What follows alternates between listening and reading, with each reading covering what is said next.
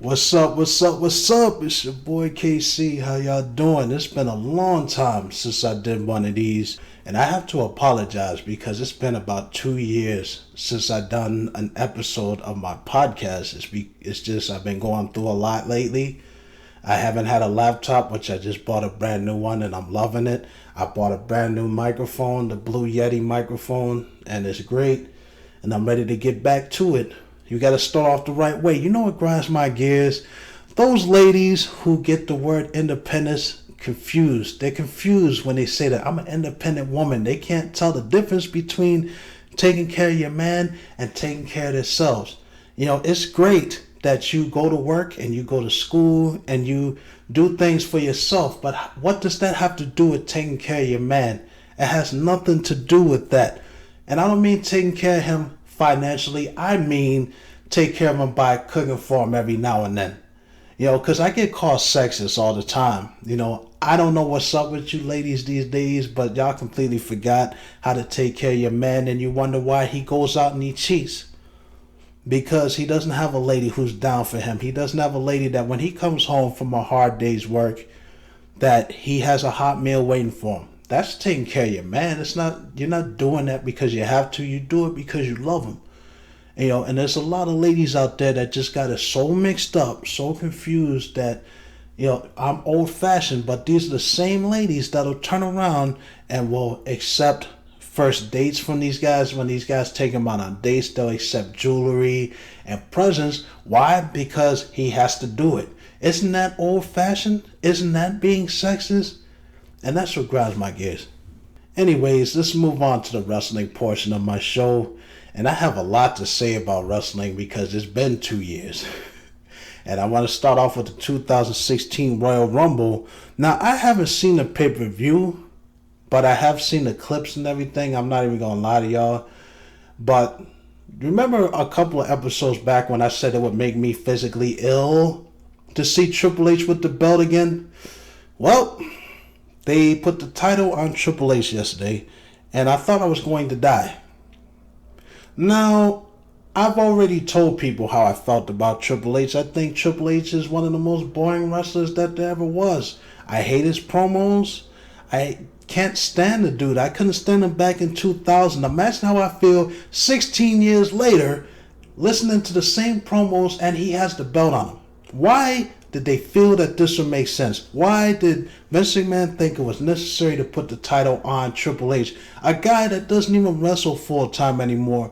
What the hell was he thinking?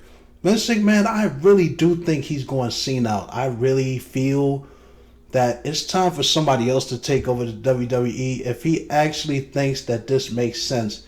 Do we really need Triple H to put over Roman Reigns?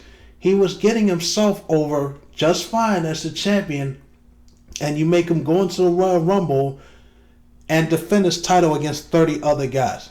29 other guys, I'm sorry. And that's just bullshit. I mean, I just couldn't stand it. The sight of Triple H with the title. I mean, it's bad enough we see this guy every single week on our TVs talking us to death. And then his wife with that screechy, scratchy, catty voice that she has, it just makes your ears bleed. I can't stand it. And speaking of that, Raw has been extremely boring lately.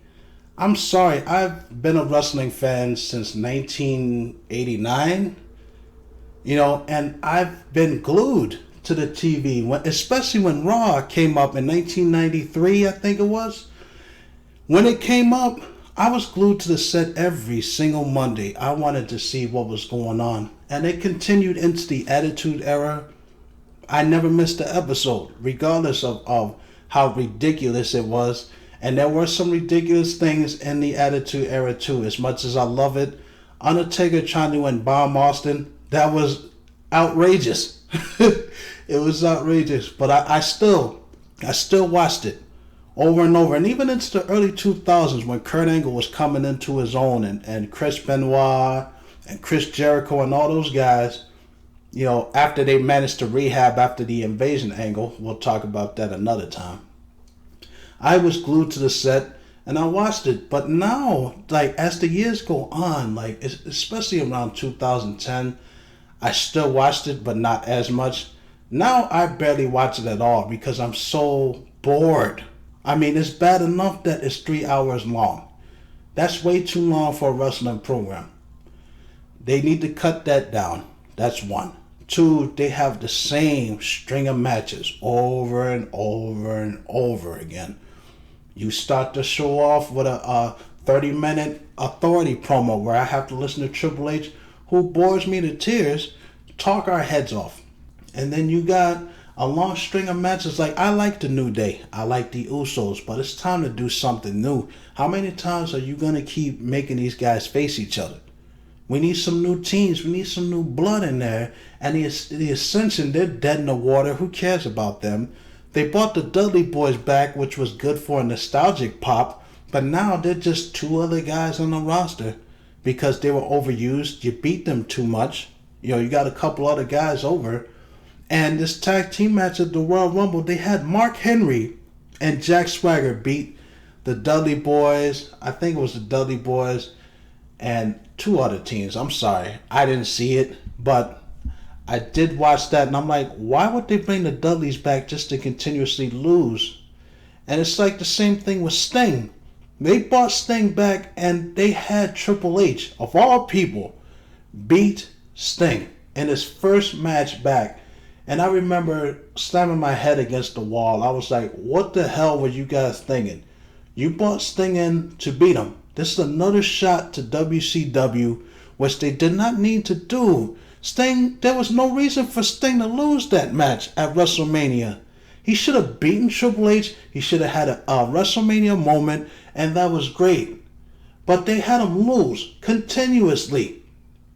And I'm like, this is how you handle a legend like Sting? Like, in the world of NWA and WCW, Sting was one of my favorite wrestlers. I've always been a WWF kid. I was always watching my favorite wrestler, Macho Man Randy Savage, God rest his soul. But I did watch some WCW also, and Sting was one of those guys that stood out to me. And the way they mishandled him was just, it was ridiculous. I'm sorry, off that long rant, let's go back to Raw. They haven't had anything for the Divas to do. Now they're starting something, okay? Sasha Banks came out there and attacked both Becky Lynch and Charlotte. Charlotte is a natural-born heel. I love Charlotte. She's awesome. I love watching her. It's been a long time since I've seen, and I don't even like to call them divas, women's professional wrestlers. That's the way it should be. Let's can this divas bullshit. Get rid of that ugly-ass title that they got and bring back the women's title.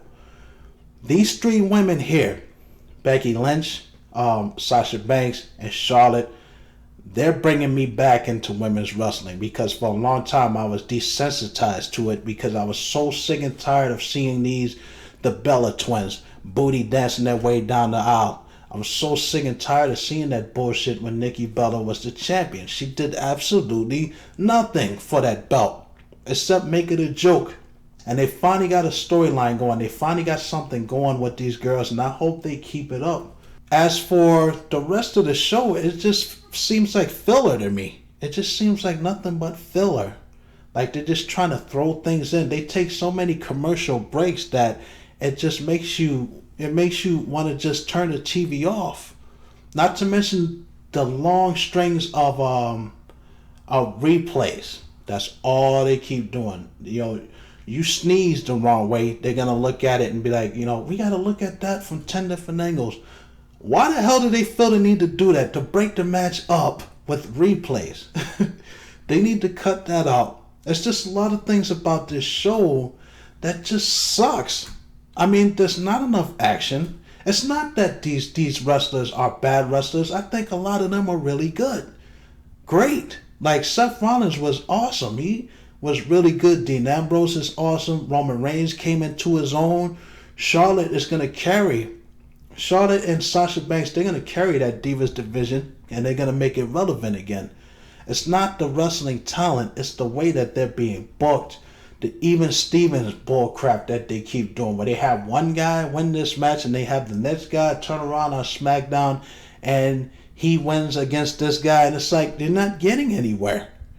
One of the things, let's go back to one of the most iconic feuds in the Attitude Era and in wrestling history, The Rock versus Steve Austin. Let's go back to that. Up until The Rock finally beat Steve Austin at WrestleMania that third time around, Austin beat The Rock at every single match that they had. And there was a huge build-up to the final match that The Rock and Steve Austin had at the final WrestleMania, which turned out to be Austin's last match. But why can't they have storytelling like that anymore? This even Steven bullshit is just killing the product. It's making it boring and bland. You know what I'm saying? You got Alberto Del Rio, who was the United States champion. He dropped the belt. I'm sorry, I don't know this guy's name. I seen him wrestle, but I gotta figure out this dude's name. I apologize for that. He beat Alberto Del Rio for the United States title, only to lose it back to him the next night, only for Del Rio to give the title back to him at last night's Royal Rumble. Does that make any sense?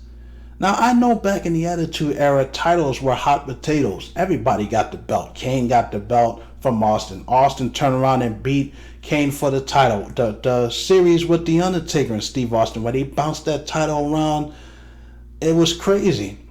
But it was entertaining. At least I can say that. This was just downright stupid. They need to change some stuff. They need to get rid of these stupid, ridiculous segments that they think is funny, that only a 6-year-old will laugh at.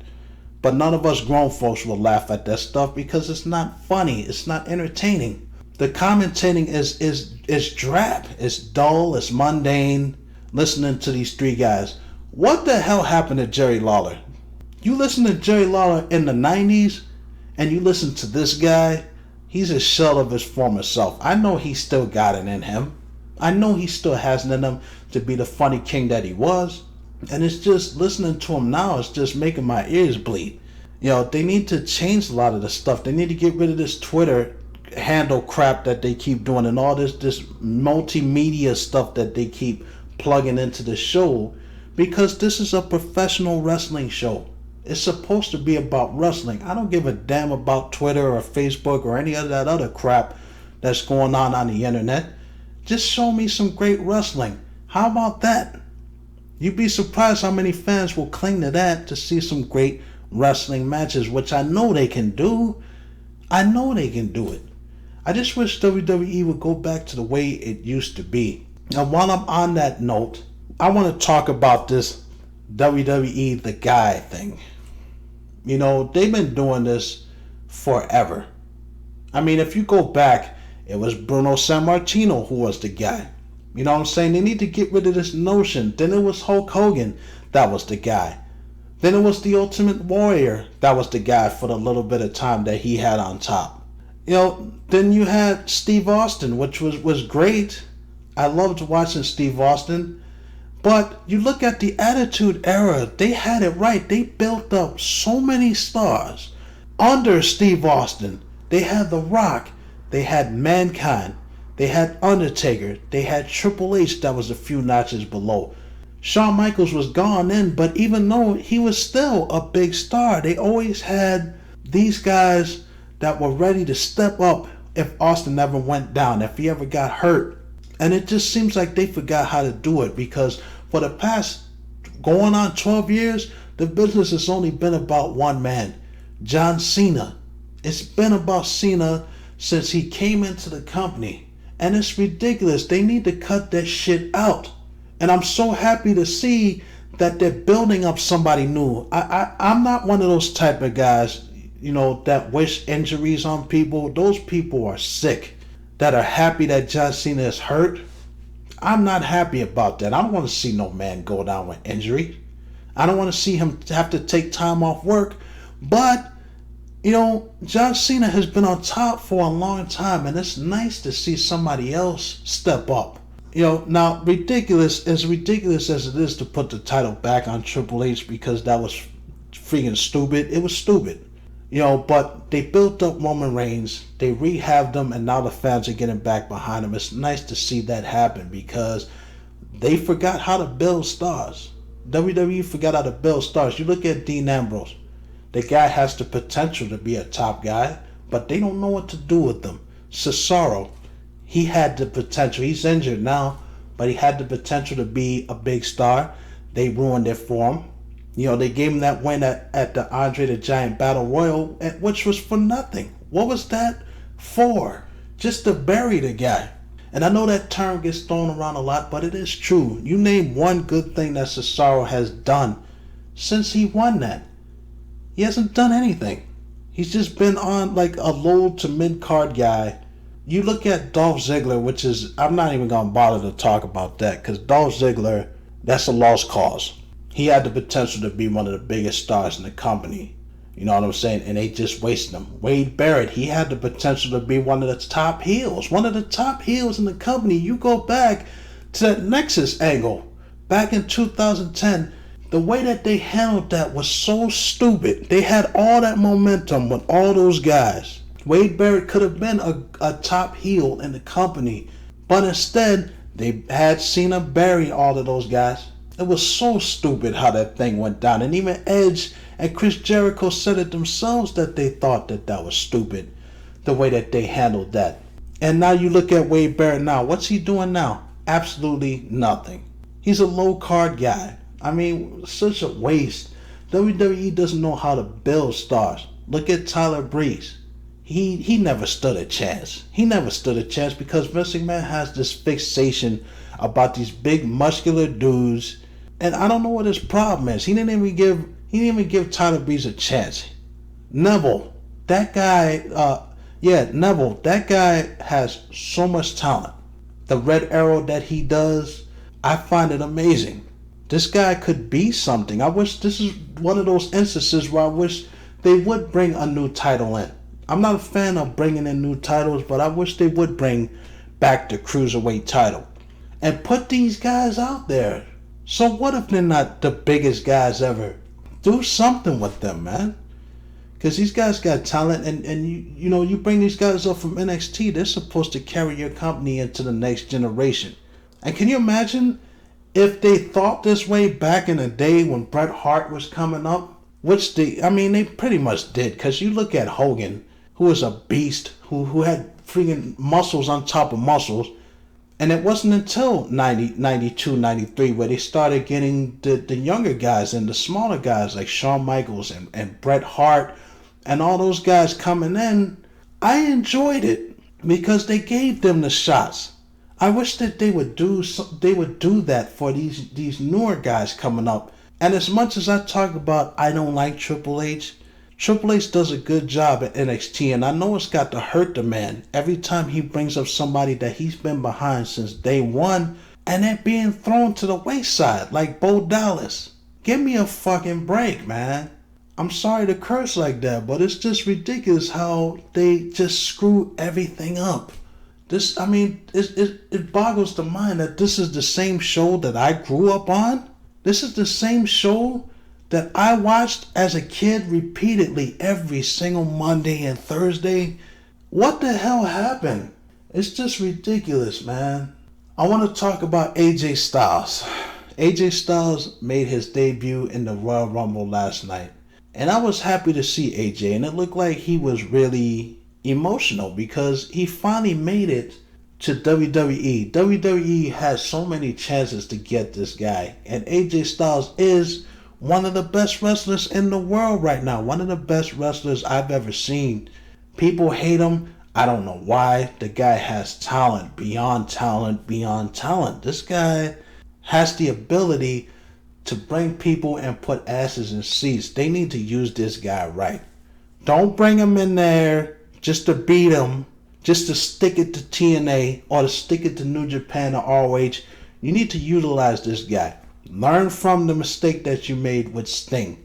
AJ Styles needs to be used right. I'm not saying put the title on him right away, but you need to protect the guy because this is one of those guys that can go out there and have classic matches at WrestleMania and can have classic matches the way that Shawn Michaels used to do.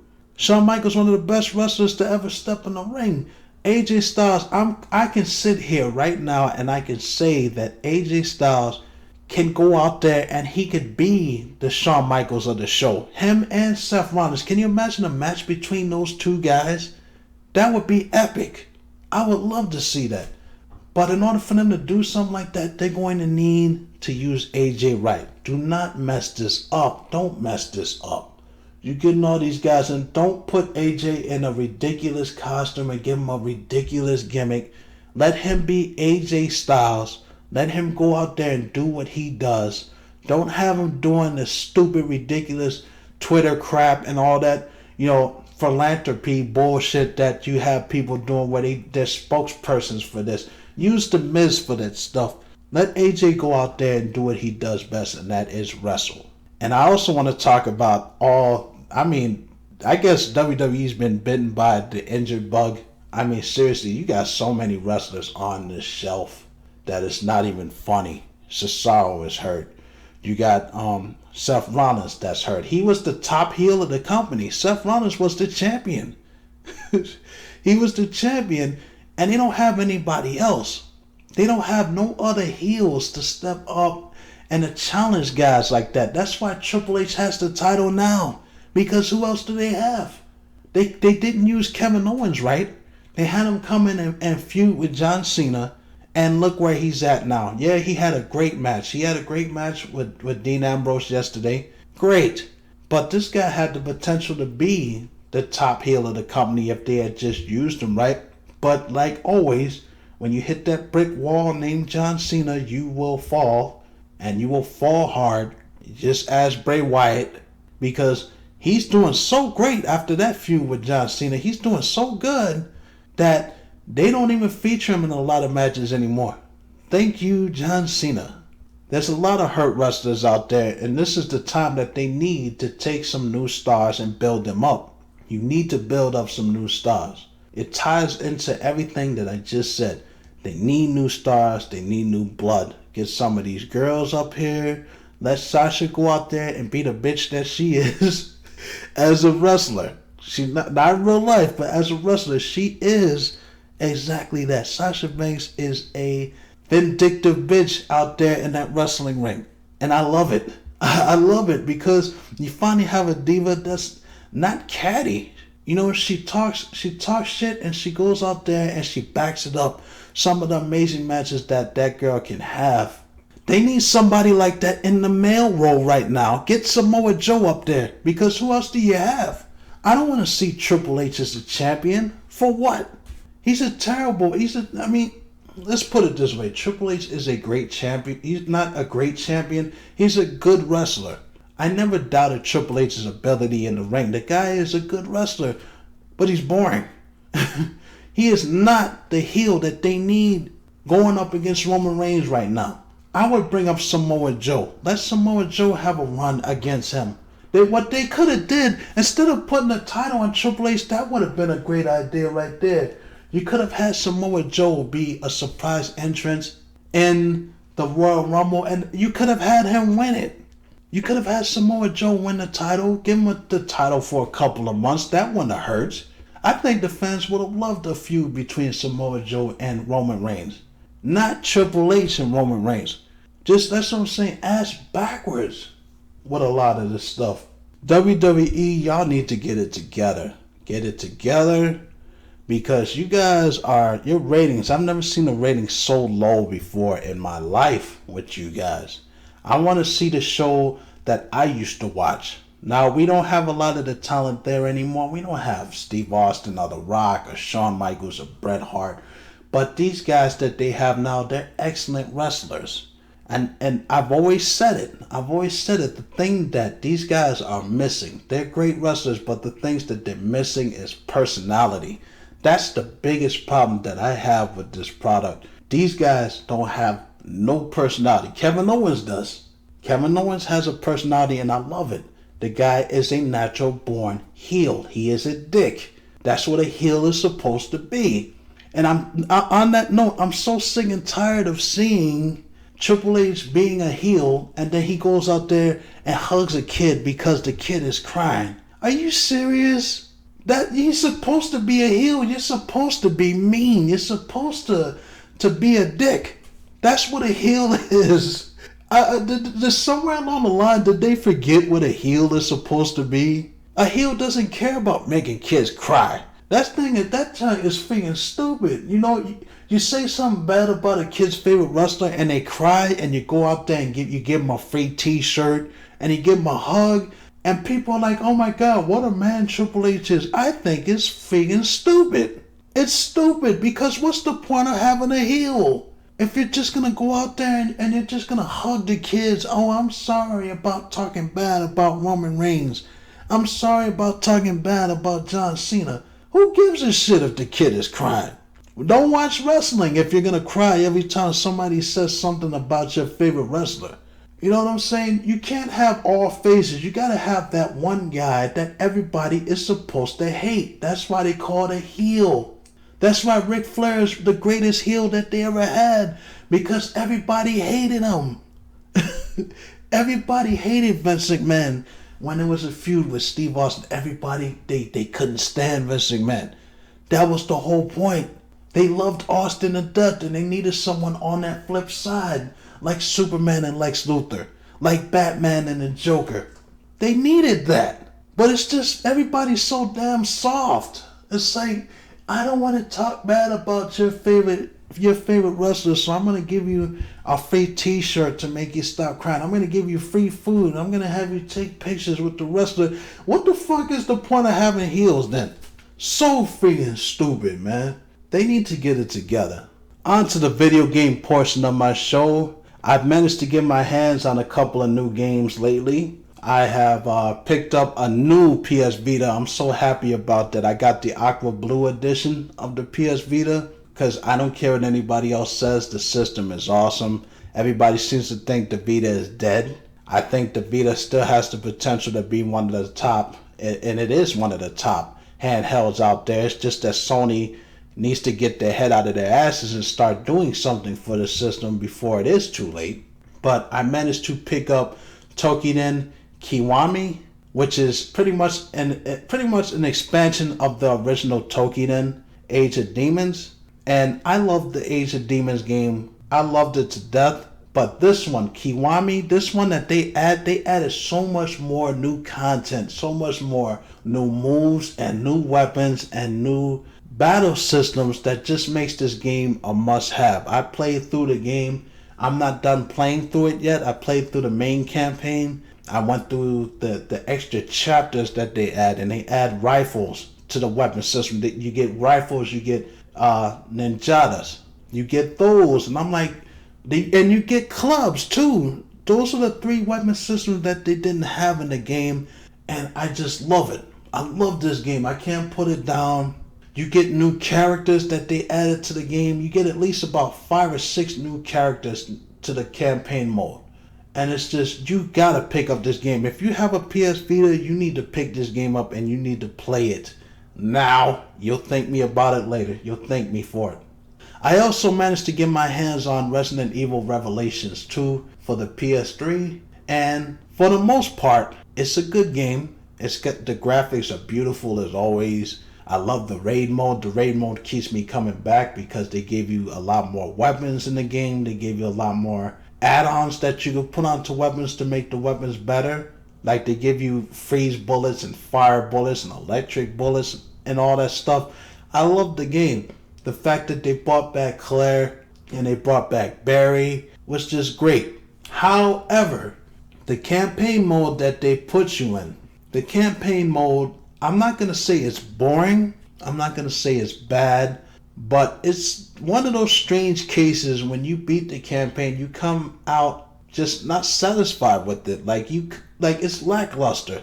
Like they could have done so much more with the campaign. It just feels like they just threw it together and they just said, hey, they threw together a bunch of storyboards and they just said, here, there's the game right there. That's what I feel when I finish the game. I mean, you look at Claire's campaign. For the most part, it's pretty good. You got new enemies that you fight. You got Neil that you fight, who's a big, gigantic monster in the 3rd chapter. That was great. And then you get to the last chapter where all of this is just Claire and Moira, or however you say her name, just running away from explosions. They do this twice in the campaign where you run from explosions. I'm like, did you run out of ideas? Did Capcom run out of ideas just like they did with Mega Man 7 when they came up with Spring Man? I mean, what was going on there? The fact that the last chapter was just you running from an explosion and that's it. When I did that, I was like, that's all they're gonna give us. The monster doesn't come back to fight you. There's no other type of monster. It's bullshit. They could have did more than that. They were being lazy. And then you get to Barry's campaign. Now, for the most part, I like Barry's campaign. Barry is badass. I have a couple of problems with his campaign. You got Natalia. Now, for the most part, I'm not going to bag on Natalia because she's a lot more useful than a certain blonde head one from Resident Evil 4. Because Ashley was utterly useless. She didn't do a damn thing through the whole game except get carried away. At least they gave Natalia, a little girl, at that, the ability to do things like throw bricks at enemies. She could kill enemies. She has a bubble gun that she could trap enemies in. She can push things and all that. She helps Barry through the game. The problem is the story in that campaign. Now, challenge-wise, the game is very challenging. You get a lot of unlockables, a lot of unlockable weapons, infinite ammo, which they make you go through hell for, and that's great. But the story of the campaign it was bad. You beat the final boss, which is in Barry's campaign. The final boss, which is Alex Wesker, what's the name? Albert Wesker's sister. I don't know where that came from. I don't know if they just felt they needed to put a Wesker in this game. There was no need for that. They could have came up with a new story. Something new that had nothing to do with any of the old Resident Evils. It could have just been something new. And, they just took the lazy way out. I just feel like this game was a cash-in. That's what I feel, and I enjoy the game. I just feel like they could have done so much more with it.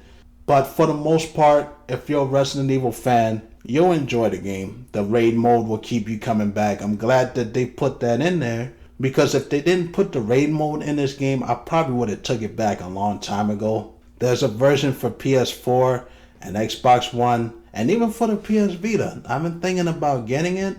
And for those people who are wondering about that, there is no cross saves in the PS Vita version. So if you buy it, you can only buy it a digital copy over here in the US. If you want a physical copy, you're going to have to order it from Japan. There are no cross saves, so that means you buy the game, you start all over again. And I think that that's bullshit. That is bullshit, that the fact that you have to start the game all over again after you had so much content and so much you had to do in the console version. What's the point of buying it? But for those people who never played it, you can get it for the PS Vita and you'll like it. And while I'm on the subject of Resident Evil, this month they finally came out with Resident Evil 0, the HD version, and Resident Evil, it's a bundle with Resident Evil, the first one, and Resident Evil 0 in a bundle packet. It's all great, all good and well. Just one problem. It is only for PS4 and Xbox One. Why? Why did they only put it for those two systems? No PS3 port? No Xbox 360 port? What the hell is going on here?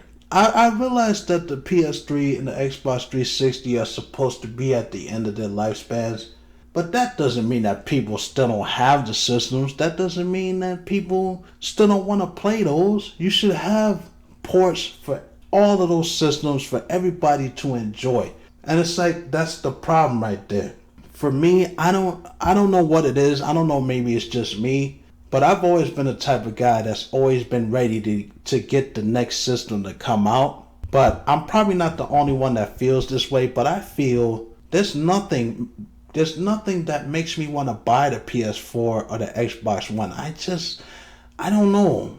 Maybe it's just because I'm about to be 30 years old. I don't know what it is. But I don't feel the need to buy a PS4. I'm not saying that they're bad systems. It's just, my problem is they don't have enough games for the system to make me want to buy it. I'm not going to buy the system just to be able to play Resident Evil 0 when I have a GameCube right there. If I want to play Resident Evil 0, I'm going to play it on the GameCube. That's where it originally came out for. And it's like, the gaming world is just, it's boring. I mean, there's no other way to put it. It's boring. You see the same games every single month. It's the same game. over and over. All the freaking Call of Duty games that they keep coming out with. Let alone all the first-person shooters that they keep coming out with that look exactly like the last version of the game they came out with. I'm desensitized to it. You know what I'm saying? There's not much going on in the fighting game world. They got the new Mortal Kombat X game. I love it. It's a beautiful game. It's great. But that's only one game. It's only one game that interests me. And you got the new Tomb Raider game out, which it's the new Tomb Raider game is about to come out. And I do want to get it. However, I don't want to buy an Xbox One just to get that game. I've never been a Microsoft fan. I've never been an Xbox fan. Not saying the system is bad, but I just never cared for it. I've always been a Sony guy. And that's for Nintendo. I gave up on them because they keep coming out with the same shit over and over again. How many times can you come out with Pokemon and Mario games? You know, they keep coming out with the same stuff over and over again. And when it's not that, it's some cutesy little kid game that I don't give a damn about. Nintendo, you want to get me back? It's time to get back a new Metroid. That's what I want to see. Bring back a new Metroid. Maybe I'll pick up your system. Maybe I'll pick up a Wii U or whatever the next system is going to be. But until then, I'm just going to stick with what I have. And there are a lot of people that keep asking me, why don't you get the PS4? Why don't you get the Xbox One? Why don't you get the Wii U? I'm like, for what? So they could collect dust? There's nothing for me to play on those systems that I don't already have. I might as well just stick with what I have until they get some changes out there, because everybody, and I think it's the fans' fault most of the time, because you guys keep going out and buying this stuff. You buying the same shit over and over again tells the companies that they don't have to try anymore. That's why we keep getting Call of Duty games. That's why we keep getting all these games that are hyped up, like hype, and they're big disappointments. You guys are the ones that keep doing this stuff. You keep going out and buying the same shit over and over again. And the companies is like, well, we got something. That's why we got that long ass string of Street Fighter 4 games. You know, if people would say, you know what, we want better, we're not going to buy your products anymore until you give us better, nothing's ever going to change. In the video game world, nothing is ever going to change.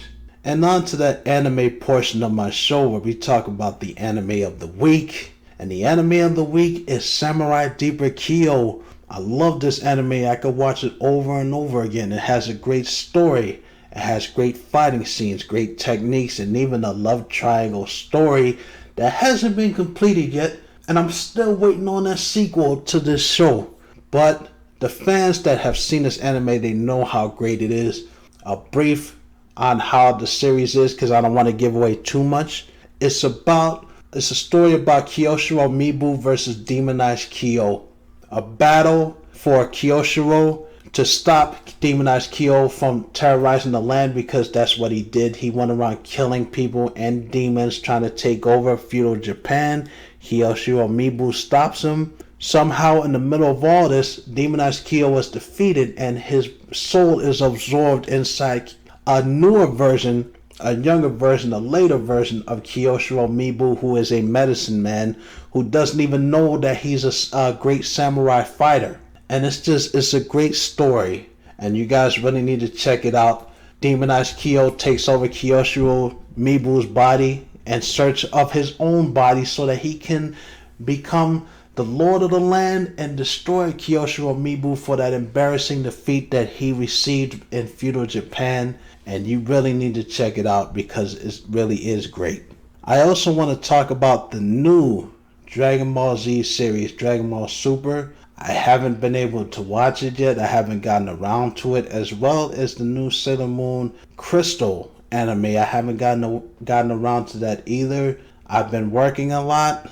I really want to see what's going on. But so far in the Dragon Ball Super, the first couple of episodes were pretty much retellings of the Battle of Gods movie. And I've already seen the Battle of Gods. If you guys go back into my videos, I've already told you how I feel about that movie. I didn't really like it. I didn't really like that they took a guy as badass as Vegeta and they made him into a joke singing about bingo and all that other bullshit. You know, go back in the archives on my channel on YouTube and check it out. I'm going to get around to that. Once I do, I'm going to start to do reviews of the new Dragon Ball Z episodes. And if I can find Sailor Moon Crystal on the internet, I'm going to take a look at that too. Next week's anime show of the week is going to be a surprise. It's probably going to be one that nobody ever thinks I'll put out there. But I really hope that you enjoyed episode 17 of this show. And I'm going to try to keep this up every single week. Check out my channel on YouTube, KC The Most. That's where all my content is. You can find Let's Plays from old school Super Nintendo, Sega Genesis, Nintendo games.